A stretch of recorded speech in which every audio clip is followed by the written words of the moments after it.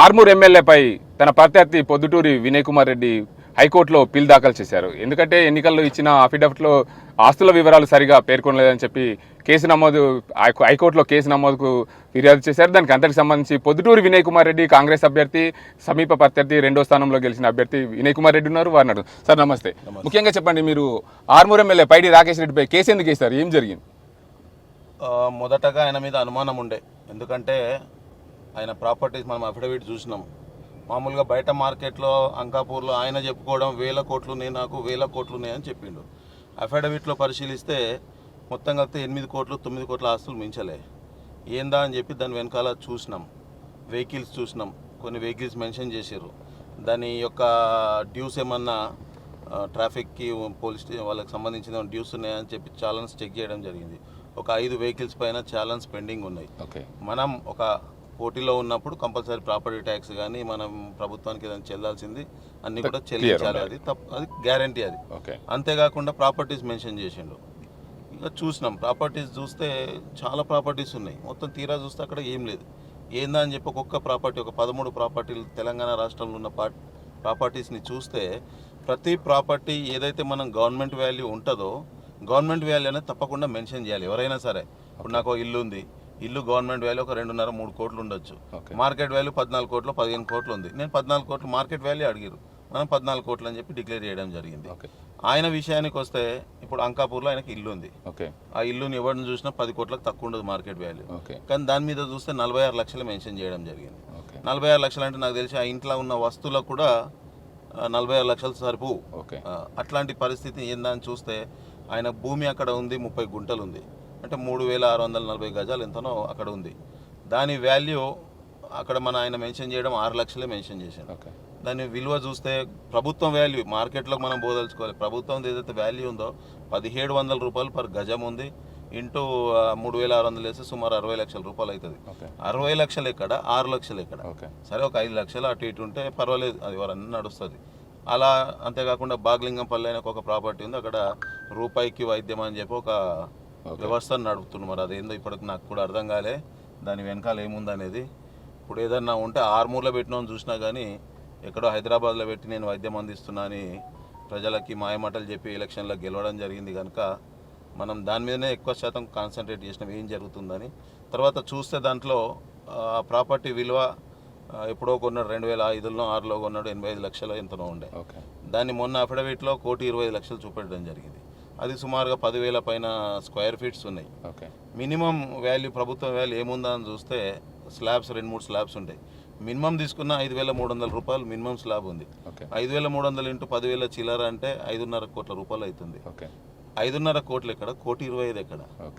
అంటే ఏ రకమైన మోసమో మరి. అట్లా మోసం చేసుకుంటూనే సంపాదించిండు కావచ్చు, మరి నాకు తెలియదు ఆయన భాగవతం ఏందనేది ప్రభుత్వం చూసుకుంటుంది. పెద్ద పెద్ద మాటలు అంటే చెప్పడం ఏమో మాటలు చెప్పేస్తాడు, అక్కడ కనబడేదేమో ఇంకో రకంగా ఉంటుంది. ఆయనకు ఒక 44 ఎకరాల్లో 30 గుంటలు చౌటుప్పలు పోయే దారిలో ఉంది. అది హైవేకి ఆనుకొని ఉంది. ఆ ప్రాపర్టీ మొత్తం కలిపితే కూడా 85 లక్షలు 90 లక్షలు చూపెట్టింది.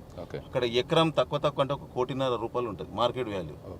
ప్రభుత్వం వాల్యూ కూడా 4,75,000 ఉంది. 4,75,000 ఇంటూ 44 అంటే సుమారు 2 కోట్ల చిల్లర అవుతుంది. చూపెట్టింది 1 కోటి కూడా చూపెట్టలే. ఏందా 44 ఎకరాలు 30 గుంటల్లో తప్పకుండా ఏదో చేసి ఉంటాడని చెప్పి నేను వెహికల్ పంపించి అక్కడ అసలు ఏముంది మొత్తం వీడియో తీపిస్తే అక్కడ ఒక 30,000 స్క్వేర్ ఫీట్ ఇంచుమించు పెద్ద గోడౌన్ కట్టడం జరిగింది. దానికి పర్మిషన్ లేదు. పర్మిషన్ లేకుండా యాక్చువల్గా హెచ్ఎండిఏ పర్మిషన్ కానీ పర్మిషన్ కంపల్సరీ ఉండాలి. వితౌట్ పర్మిషన్ గోడౌన్ కట్టిండు. గోడౌన్ కట్టడం తప్పు, దాన్ని అఫిడవిట్లో మెన్షన్ చేయకపోవడం తప్పు. ఆ 44 ఎకరాల వాల్యూ కూడా చాలా తక్కువ చూపెట్టిండు. ఇట్లా మచ్చొక్కి మీకు చెప్పేది, అట్లా ప్రతి ప్రాపర్టీ కూడా ఒక 1 కోటి రూపాయలు గవర్నమెంట్ వాల్యూ ఉంటే అక్కడ 25 లక్షలు. సపోజ్ మీరు ఒక ప్రాపర్టీ కొన్నారు, 1 కోటి రూపాయలు గవర్నమెంట్ వాల్యూ ఉంది. మినిమం 1 కోటి అనేది మనం ఇన్కమ్ ట్యాక్స్ చూపిస్తాం, రిజిస్ట్రేషన్ ఆఫీస్ చూపిస్తాం, ఈవెన్ మనము అఫిడవిట్లో ఎలక్షన్ కమిషన్ కూడా చూపిస్తాం. కానీ ఆయన ఆ 1 కోటిని 25 లక్షలే చూపెట్టడం జరిగింది. అది తప్పు అని చెప్పి మేము అంటున్నాం, సమాజం అంటుంది. తప్పకుండా తీర్పు అనేది తొందరలోనే మే 3 నాడు మొదటిది ఇది ఉంది, హైకోర్టులో జరుగుతుంది. కనుక తప్పకుండా న్యాయం జరుగుతుందని అనుకుంటున్నా. అంటే ముఖ్యంగా ఏంటంటే మేము ప్రజల పక్షాన ఉన్నాం, ప్రజల కోసం 10 సంవత్సరాల నుంచి తిరుగుతున్నాం. కొంతమంది ఆ, ఈ సోషల్ మీడియాలో ఈ బీజేపీ పిల్లలు రకరకాలుగా పెడుతురు. ఇప్పుడు నేను కష్టపడి నేను ఎక్కడ కూడా మాయమాటలు ఆయన లెక్క చెప్పలే. ఓకే. అందుకోసమే తప్పకుండా దీని వెనకాల భగవంతుడిది హస్తం ఉంటుంది, న్యాయం జరుగుతుందని చెప్పి నేను అనుకుంటున్నాను. ఓకే. అయితే మీకు చెప్పండి, ఎన్నికల నియమ నిబంధనలకు సంబంధించి ఈ ఆలోచన మీకు ఎలా వచ్చిందంటే ఇంత ఫ్రాడింగ్ జరిగిందనే ఆలోచన మీకు ఎలా వచ్చింది? గతంలో కూడా చేస్తుండే, కానీ ఈ మధ్య కాలంలో ఏముందంటే సుప్రీంకోర్టు ఒక జడ్జిమెంట్ ఇచ్చింది. ఎట్లాంటి ఎలక్షన్ కమిషన్ సంబంధించింది ఎనీ కేసు వితిన్ 6 monthsలో క్లియర్ చేయాలని వచ్చింది. మనకి డిసెంబర్ 3 నాడు ఎలక్షన్ రిజల్ట్ వచ్చింది కనుక ఆ రోజు నుంచి 45 రోజుల్లో కేసు వేయాలనేది ఉంది. కంపల్సరీగా మన ప్రూఫ్స్ కావాలి, పర్మిషన్స్. ఆయన అసలు ఇల్లు పర్మిషన్ చూసినాం, ఏందని చూస్తే అక్కడ 1000 square feet కూడా పర్మిషన్ లేదు. కట్టిందేమో పెద్ద లంక్ అంత కొంప కట్టుకున్నాడు, అక్కడనేమో ఏం లేదు. అవన్నీ కూడా చూసినాం, మన పర్మిషన్లు ఏముంది అసలు ఆయన ఏం చేస్తున్నాడు అనేది కొంత తీసినాం. ఇక నేను ఇంకా ఆయనకు సంబంధించి కేసుల విషయానికి నేను పోలే, నాకు సమయం సరిపోలేదు కనుక ఈయన ప్రాపర్టీస్ కానీ వెహికల్స్ విషయంలో కానీ ఇవన్నీ కూడా చూసినాం. సుమారు ఒక 28 మంది ఎంతనో మొన్న 119లో వేయడం జరిగింది. తప్పకుండా ఎవరైనా సరే తప్పు చేస్తే న్యాయస్థానం ఉంది, తప్పకుండా శిక్షిస్తుంది. భగవంతుడు కూడా ఈ విషయంలో తప్పకుండా ఇట్లాంటి వాళ్ళని శిక్షించాలని చెప్పి కోరుకుంటున్నాను. అయితే మీరు పిల్ దాఖలు చేశారు. పిల్ దాఖలు చేసిన నేపథ్యంలో ఖచ్చితంగా పైడి రాకేష్ రెడ్డికి బిగ్ షాక్ తగులుతుందని చెప్పవచ్చా? దీని మీద తప్పకుండా జరగాలి, ఎందుకంటే తప్పు చేయొద్దు. అది ఇప్పుడు మనం అఫిడవిట్ అనేది చాలా ఇంపార్టెంట్. మనం 1000 రూపాయలు ప్రాపర్టీ ట్యాక్స్ కట్టాలంటేనే దాన్ని మనము ప్రాపర్టీ ట్యాక్స్ కడతాము.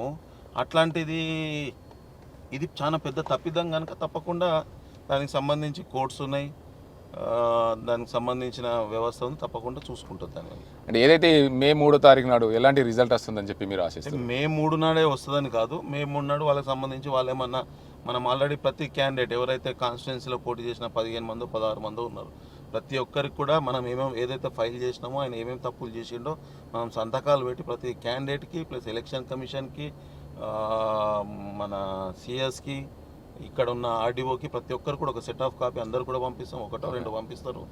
దాని తర్వాత వాళ్ళు కూడా లేదు మేము మా ఇల్లు 46 లక్షల ఇల్లు చూపెట్టడం జరిగింది. గవర్నమెంట్ వాల్యూ 1,06,00,000 ఉంది, మరి దాన్ని ఏ రకంగా వాళ్ళు చూపెట్టుకుంటారు? మళ్ళీ ఇంకేదన్నా బోర్లా కొట్టించే ప్రయత్నం ఏం చేస్తారో మరి తెలియదు. ఎందుకంటే ఆయన ఎక్కడ పోయినా కానీ నేను చూస్తున్నా కదా, నేను గతంలో నేను పెద్దగా అప్పుడప్పుడు కలుస్తుంటే ఎప్పుడో హాయ్ బాయ్ అనే రకమైన ఫ్రెండ్షిప్ ఉండే, కానీ చూస్తుంటే ఆయన ఎలక్షన్ తర్వాత ఏదైతే మాట్లాడే విధానం చూస్తుంటే అసలు నేను నిన్న కూడా ఆయన మిత్రుల్ని కలిసిన, అన్న మేము ఆయన చిన్నప్పుడు ఫ్రెండ్స్ అన్న, కానీ ఏనాడు కూడా మమ్మల్ని పట్టించుకున్న నాతులు లేడని అన్న చెప్పిండు. ఏదున్నా చిన్న చిన్న విషయాన్ని పెద్దగా చేయాలనే ఆకాంక్ష ఉంటుంది ఆయనకి. తప్పు చేస్తున్నాడు. మొన్న ఒక మాక్లూరు టెంపుల్ పోయినాం, ఒక రామాలయం గుడిలోకి పోయినాం, ఒక మంచి వాతావరణం, గుడి ఓపెనింగ్ ఉంది. 12 సంవత్సరాల నుంచి వాళ్ళ ఆకాంక్ష నెరవేరింది. వాళ్ళందరినీ పిలిచారు, మేము పోయినాం, వాళ్ళు పోయారు. అక్కడ పోయి కూడా రాజకీయం చేసే ప్రయత్నం చేస్తున్నారు. అక్కడ పోయి కూడా హిందూ ముస్లింల మధ్య అక్కడ రామాలయం ఏంది, హిందూ ముస్లిం ఏంది, నీకేం సంబంధం? అందరు కూడా అక్కడ ఉన్న కమిటీ సభ్యులు కానీ గ్రామస్తులు కానీ అందరు కూడా మాట్లాడకన్నా అని చెప్పి మైక్ గుంజుకోవడం జరిగింది.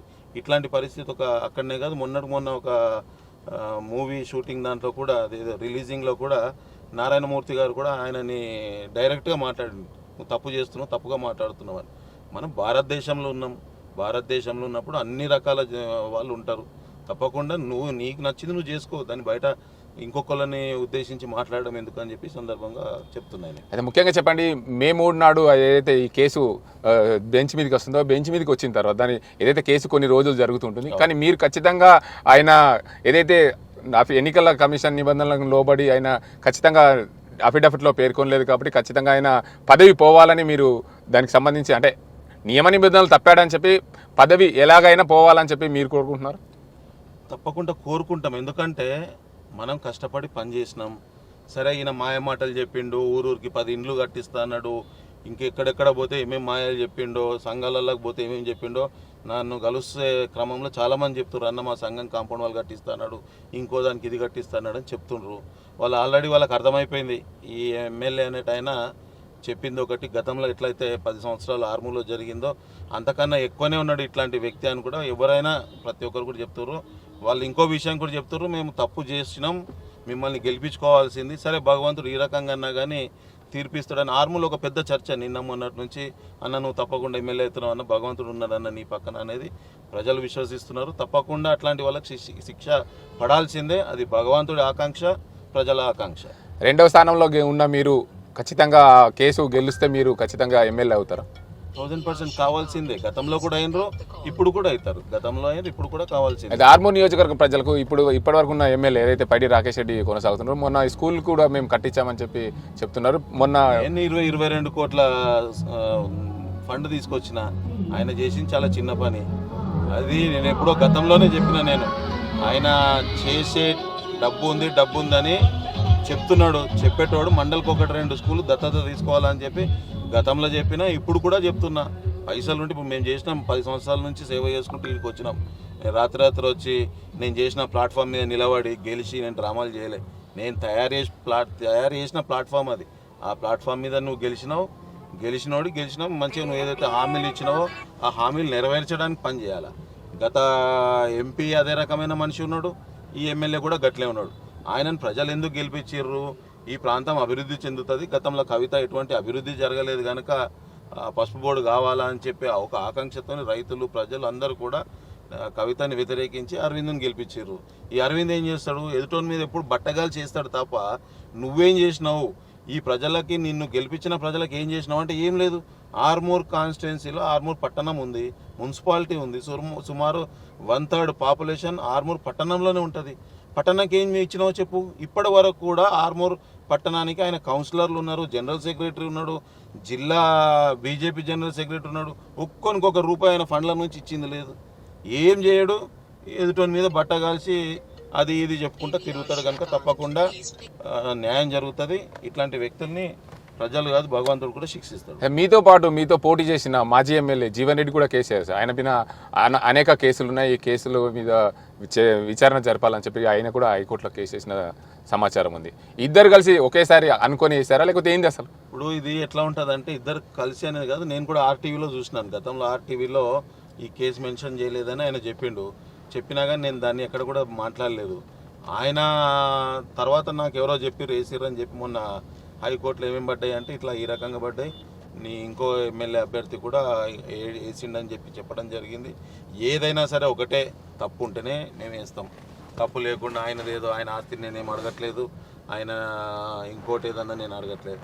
ప్రజలు ఏదైతే తీర్పు ఇచ్చారో దాన్ని స్వాగతించిన క్రమంలో ఆయనకి విషెస్ కూడా చెప్పడం జరిగింది.